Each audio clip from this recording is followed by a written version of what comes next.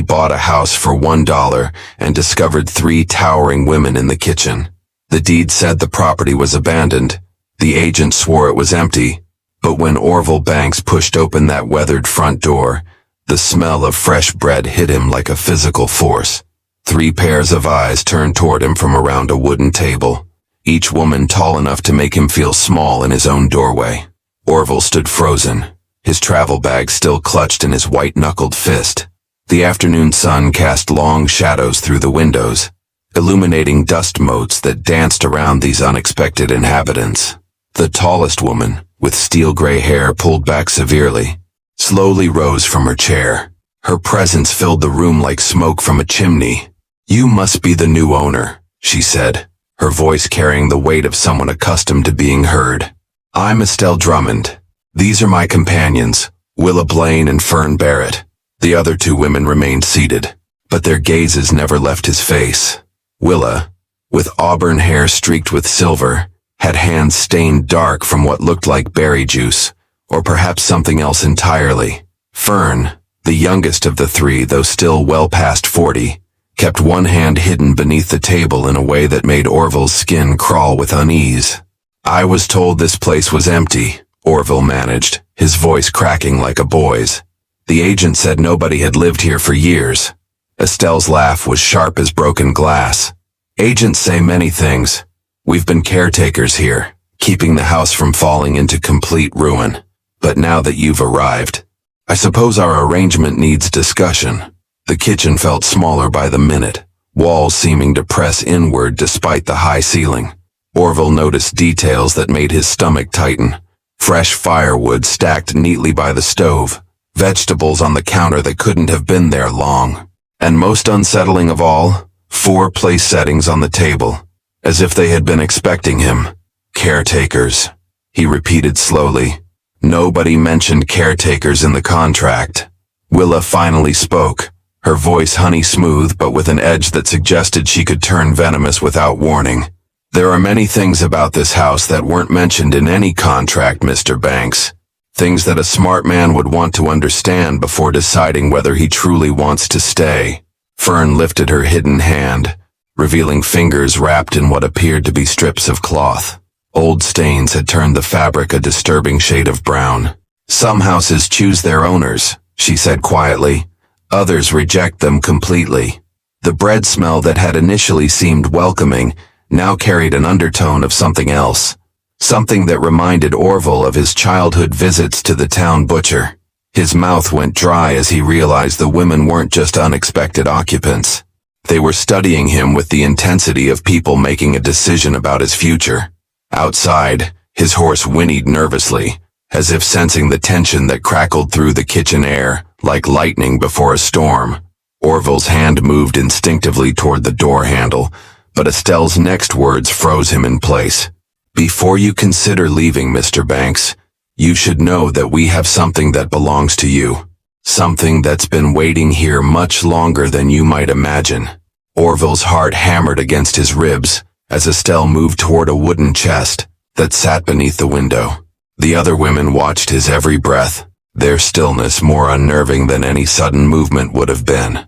Whatever was in that chest had been waiting for him, according to these strangers who acted as if they knew him better than he knew himself. "My father left me nothing but debts," Orville said, trying to keep his voice steady. "Whatever you think belongs to me, you're mistaken." Estelle's hands paused on the chest's iron latch. "Your father, yes. But what about your father's father?" Jeremiah Banks was a man who understood the value of keeping certain things safe, even when it meant leaving them behind. The name hit Orville like a punch to the gut. His grandfather had died when Orville was barely old enough to remember him, but the stories his father told were always vague, always trailing off into uncomfortable silence. Jeremiah Banks had been a wanderer, a man who disappeared for months at a time and returned with pockets full of money, but no explanation of where it came from. "You knew my grandfather?" Orville's voice was barely a whisper now. Willa stood slowly, her berry-stained fingers drumming against the table's surface. "We knew him well enough to make a promise. A promise we've kept for over 20 years, waiting for the right moment to honor it." The chest creaked open under Estelle's weathered hands, revealing contents that made Orville's breath catch in his throat.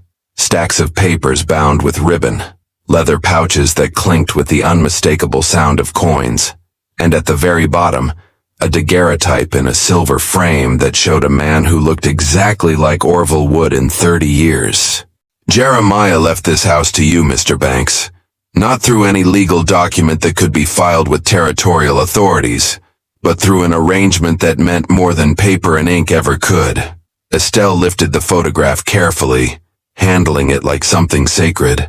He knew that someday his grandson would need a place to start over, and he wanted to make sure that place came with everything necessary to build a real life. Fern unwrapped her bandaged hand, revealing fingers that bore old scars, but no fresh wounds. The stains on the cloth had been misleading, designed to make him think the worst. We've been protecting this legacy because your grandfather saved our lives once. Each of us owes him a debt that can only be repaid by ensuring his family has what he intended them to have. The room spun slightly as Orville tried to process this revelation. His entire life had been spent believing he was truly alone in the world, that his family's history held nothing but poverty and disappointment. Now these three women were telling him that his grandfather had not only owned property, but had accumulated enough wealth to fill a chest. Why now? He asked. Why reveal this today? Estelle replaced the photograph carefully and closed the chest with deliberate precision. Because yesterday we received word that others have been asking questions about Jeremiah Banks and what he might have left behind. Dangerous people who wouldn't hesitate to tear this house apart board by board to find what they're looking for.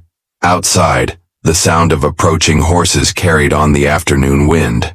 Multiple riders, moving at a pace that suggested urgency rather than casual travel. Willa moved to the window and peered through the gap in the curtains, her face hardening into an expression that made Orville's stomach drop. They're here, she said simply. 4 men, armed, and they're not here to welcome the new neighbor. The riders dismounted with practiced efficiency, their boots hitting the ground in a rhythm that spoke of men who worked together regularly. Orville pressed himself against the wall beside the window, heart pounding as he watched 4 figures approach the house. Their leader, a man with a salt and pepper beard and a coat that had seen better years, moved with the confident stride of someone who expected to get what he came for. Calvin Marsh, Estelle whispered, her voice tight with recognition. We knew this day would come eventually. Fern had already begun gathering the papers from the chest, her movements quick but careful. Mr. Banks, there's something you need to understand about your grandfather's business arrangements. Not everything he did was conducted through banks and legal offices. The knock on the front door echoed through the house like gunshots. 3 sharp raps, followed by a voice that carried clear authority. We know you're in there, ladies, and we know you're not alone today. Willa had moved to another window, checking the back of the property. 2 more coming around the rear. They've surrounded us completely. Orville's mind raced as he tried to understand how his simple house purchase had transformed into this nightmare. What do they want? What kind of business was my grandfather involved in? Estelle's eyes met his with an intensity that made him feel like she was measuring his character in real time. Jeremiah was a courier, Mr. Banks. He moved valuable items for people who couldn't trust regular shipping methods. Sometimes that meant gold, sometimes it meant important documents, and sometimes it meant things that certain parties would kill to recover. The knocking came again, more insistent this time. Miss Drummond, we can do this easy, or we can do this hard, but one way or another, we're coming in to collect what belonged to our employer. Fern finished securing the papers and moved toward what appeared to be a root cellar entrance hidden beneath a loose floorboard.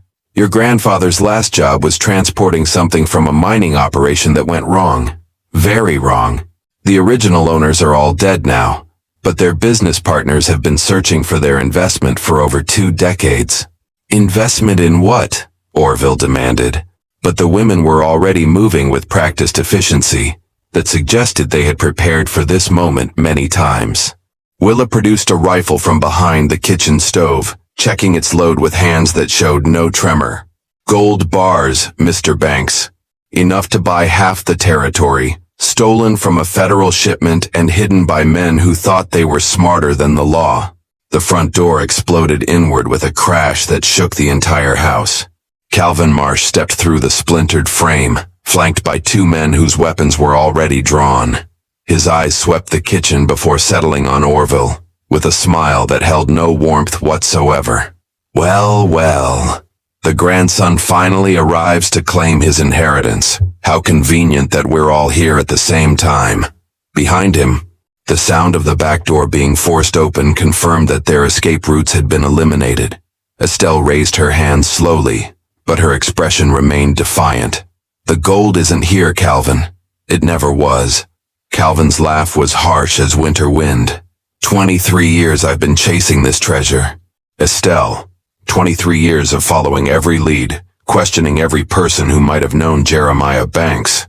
You really expect me to believe he hid it somewhere else? The men who had entered through the back door positioned themselves strategically around the kitchen, weapons trained on the occupants. Orville noticed that none of them seemed surprised by the women's presence, which meant this confrontation had been building for far longer than his arrival today. Your grandfather was clever, Calvin continued, moving closer to the opened chest, but not clever enough to disappear completely. When word reached me that his grandson had purchased this property, I knew our long wait was finally over. Fern stepped protectively in front of the hidden cellar entrance, her scarred hands steady despite the danger. Jeremiah never told us where he put the gold. That was the point of his arrangement with us. We were to guard his personal belongings and wait for his family. Nothing more. One of Calvin's men, a lean figure with dead eyes, spoke for the first time. Boss, maybe we should start tearing this place apart. Could be hidden in the walls, under the floors, anywhere. Patience, Marcus, Calvin replied, but his gaze never left Orville's face. I have a feeling our young friend here knows more than he's letting on.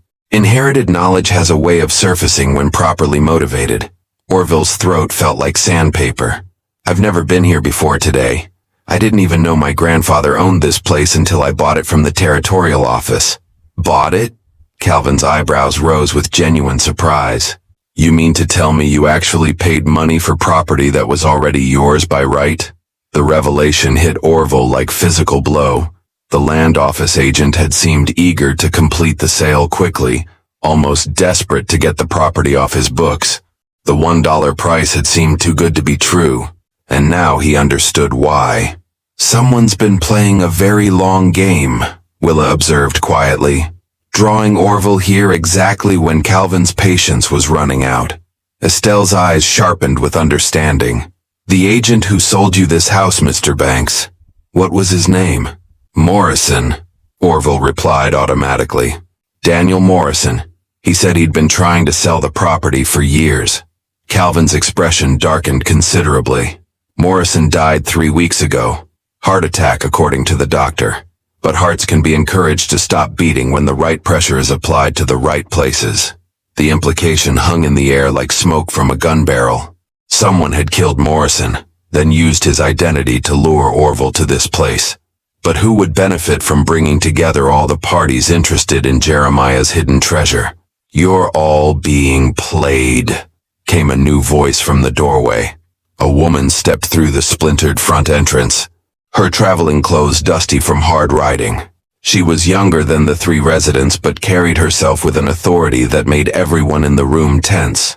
Calvin, you always were too eager to believe that violence was the answer to every question. Calvin spun toward the newcomer, his weapon rising instinctively. Ruth Morrison. I should have known Daniel's daughter would surface eventually. My father spent his last 20 years protecting this secret, Ruth said calmly.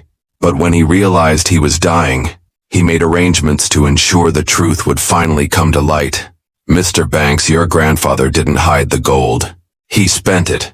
The kitchen fell silent except for the sound of breathing and the distant whicker of horses outside. Orville felt the world shifting beneath his feet once again. Spend it on what? He managed to ask. Ruth's smile was sad but determined. On purchasing the freedom of 3 women who were being held against their will, and on buying them safe passage to a place where they could start new lives. The silence stretched like a taut rope ready to snap. Calvin's face had gone pale, his confidence cracking as Ruth's words sank in. Orville looked between the three women who had been guarding an empty secret for over 2 decades, their lives dedicated to protecting a treasure that no longer existed. "You're lying," Calvin said, but his voice lacked conviction. "No man spends that kind of fortune on strangers." Ruth moved further into the room, her hand resting on a leather satchel slung across her shoulder. Jeremiah Banks wasn't like other men. Calvin, when he discovered what had really happened at the mining camp, when he learned that your employers had been using forced labor to extract that gold, he made a choice that cost him everything. Estelle's composure finally cracked, tears gathering in her eyes. "We tried to tell him to keep some of it, to secure his own future, but he wouldn't hear of it. The 3 of us weren't the only ones he helped," Willa added, her voice thick with emotion. "There were others. Families torn apart by men who thought human lives were worth less than precious metal." Fern nodded slowly. "Your grandfather used every ounce of that gold to buy freedom for people who had none. The papers in that chest aren't treasure maps or banknotes. They're manumission documents, travel passes, and records of safe passage to territories where people could start over." Calvin's men shifted uneasily, their weapons no longer pointing with the same certainty.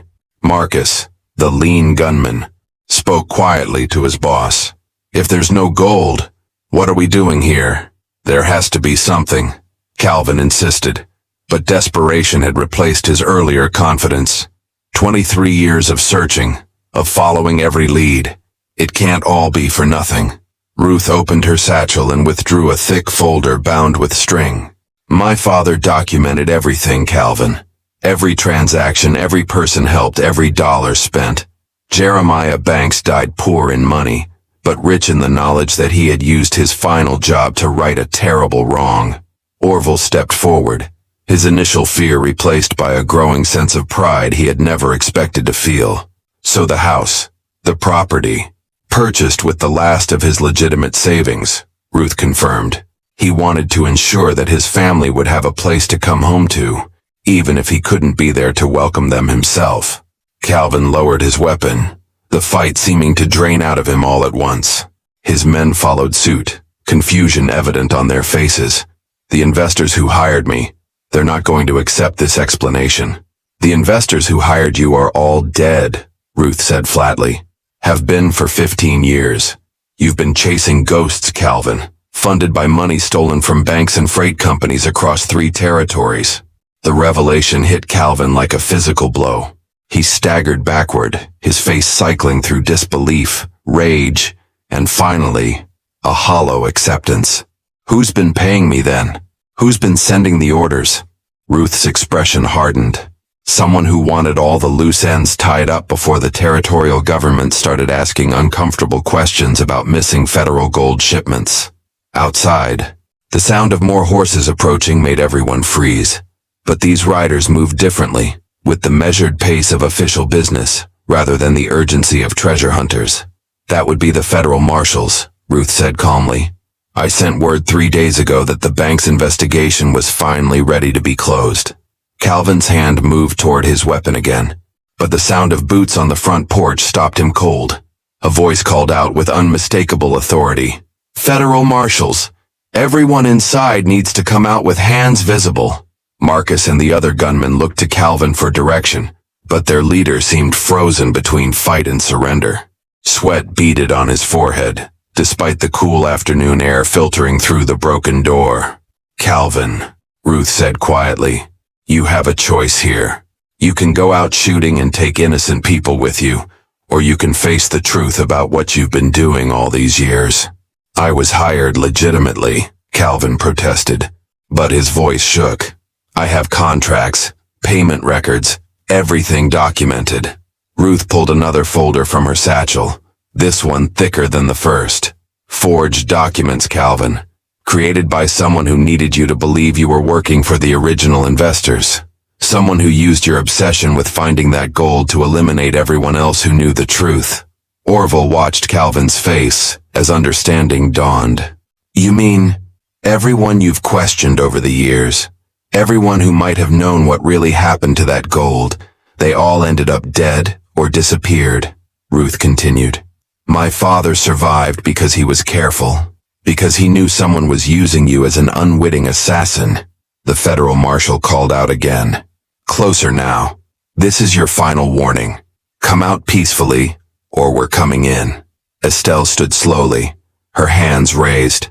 Mr. Banks, whatever happens next, you should know that your grandfather was the most honorable man any of us ever met. The life you're inheriting here isn't just property and possessions. It's a legacy of doing what's right even when it costs everything. Willa and Fern moved to flank her, presenting a united front that spoke of years spent protecting each other. These women had spent decades guarding not treasure, but the memory of a man who had chosen compassion over personal gain. Calvin's resolve crumbled completely. His weapon clattered to the floor as he sank into one of the kitchen chairs. All those people, all those years, I thought I was serving justice. You were serving someone who twisted your sense of justice, Ruth said. Someone who knew that your need for revenge would make you the perfect tool for cleaning up loose ends. Marcus stepped away from his boss, his own weapon lowering. Boss, if she's right, if we've been working for the wrong side, we have been, Calvin whispered. God help us. We have been. The front door filled with federal marshals, their badges gleaming in the afternoon light. The lead marshal, a weathered man with keen eyes, surveyed the scene before speaking. Ruth Morrison, I presume. Yes, sir. And these are the witnesses I told you about in my telegraph. The marshal's gaze moved to Calvin, recognition flickering in his expression. Calvin Marsh, we've been looking for you for quite some time. Questions about disappearances across 3 territories, all connected to inquiries about a missing gold shipment. Calvin raised his hands slowly, defeat written in every line of his body. I want to make a statement. I want to tell you everything about who hired me and what they had me do. And your men? Marcus spoke for the group. We'll cooperate fully. Marshal, we didn't know we were. The marshal nodded. Mr. Banks, Ruth Morrison's letter mentioned that you'd be arriving today to claim your inheritance. Orville found his voice with difficulty. Yes, sir, though I'm learning that my inheritance is quite different from what I expect. The marshal's expression softened slightly. Sometimes the most valuable inheritances aren't what you can count in dollars, son. Your grandfather's reputation in federal circles was sterling. His final report about the mining camp situation helped us shut down a human trafficking operation that had been operating for years. Ruth stepped forward. Marshal, there's one more thing you need to know. The person who's been manipulating Calvin, who's been behind all these deaths, they're still out there. The marshal's expression hardened at Ruth's words. Who are we talking about, Miss Morrison? Ruth hesitated, glancing around the room at the assembled faces. Someone with access to federal records, someone who could create convincing forgeries and who knew exactly which people to target. Someone who's been covering their tracks for over 20 years. Calvin looked up from his chair, his face haggard. The orders always came through official channels. Government letterhead, proper seals. Everything looked legitimate. Because it was legitimate, Ruth said grimly. Or rather, it came from someone with the authority to make it appear legitimate. The marshal's hand moved instinctively to his weapon. Are you suggesting federal corruption? I'm not suggesting it.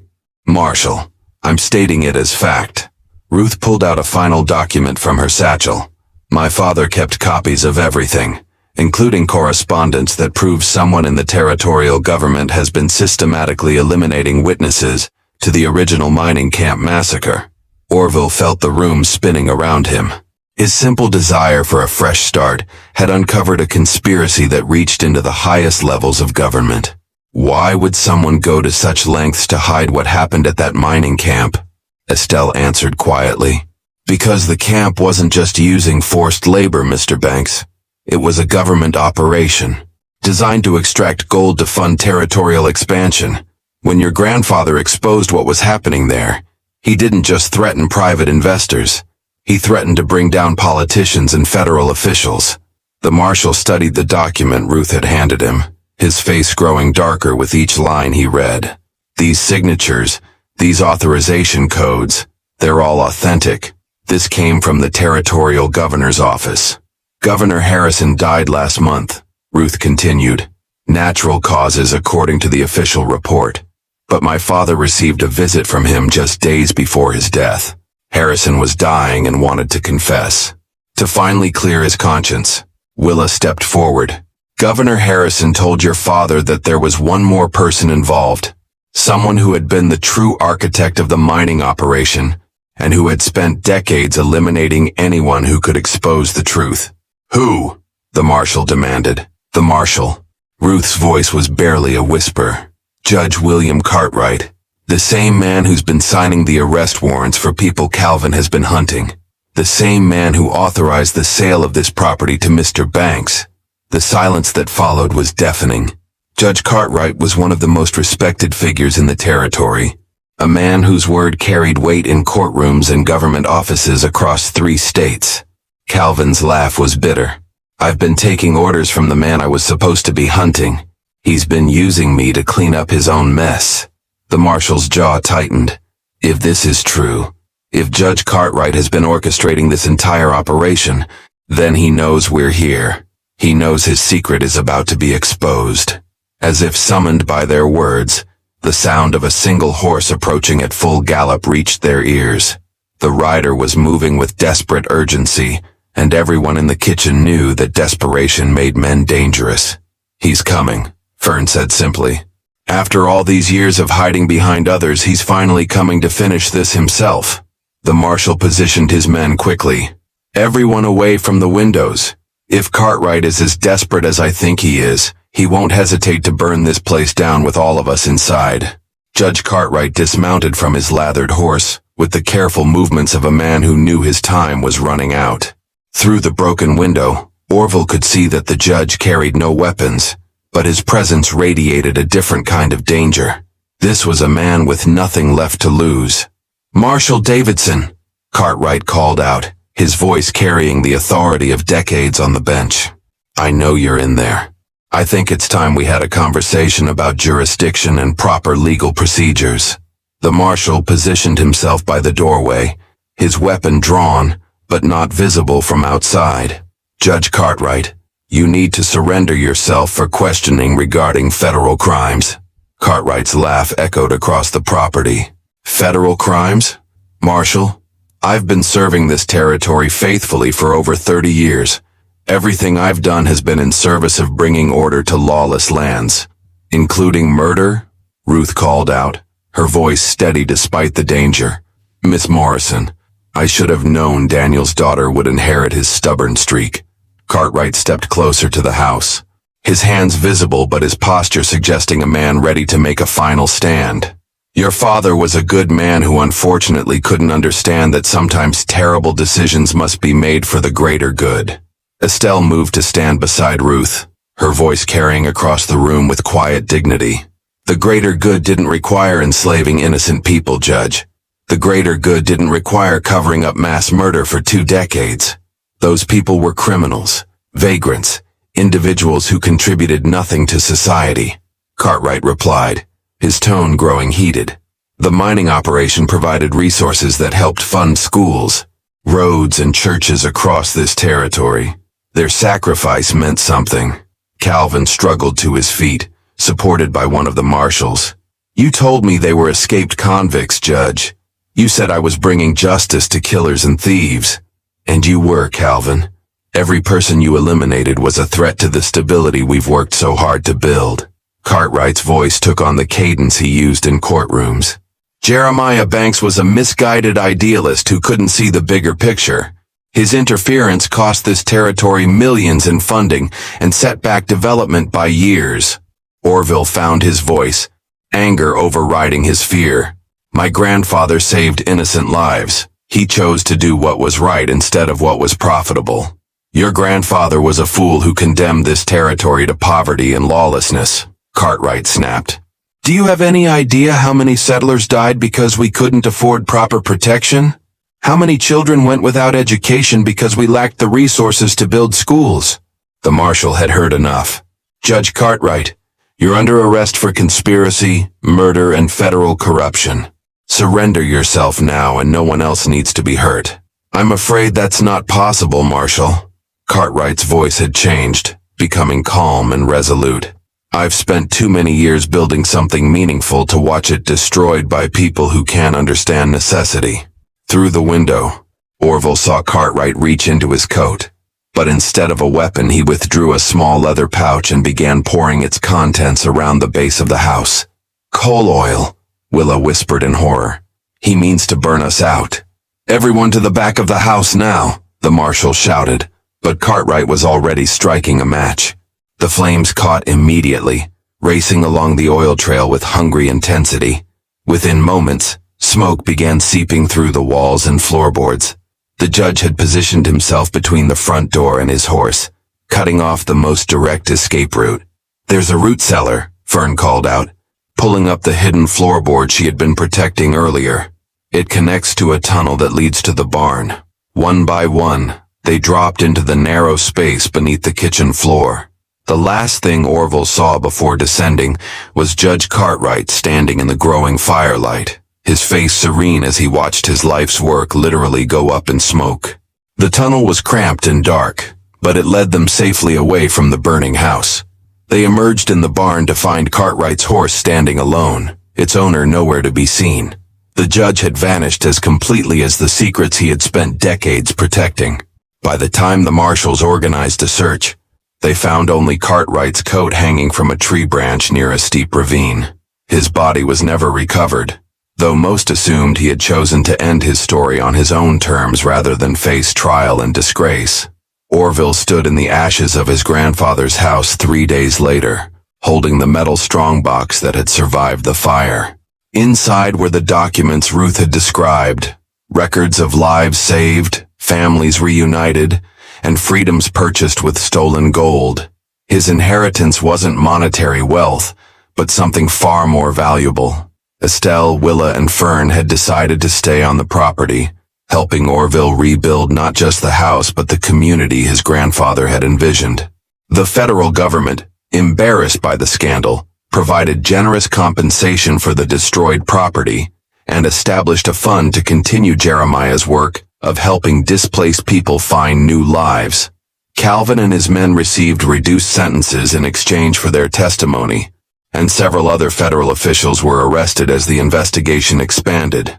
The mining camp case was finally closed, its victims officially recognized and honored. As Orville watched the sun set over his rebuilt home, he realized that some inheritances can't be measured in dollars or counted in coins. The most valuable legacy his grandfather had left him was the knowledge that one person's choice to do right could echo through generations, changing lives long after the chooser was gone. If you enjoyed this story, click the video on your screen now to watch another unforgettable tale from the frontier, where courage and secrets collide in the untamed West. Don't forget to subscribe and consider a super chat to help us keep bringing you more stories like these. Your support means everything to us.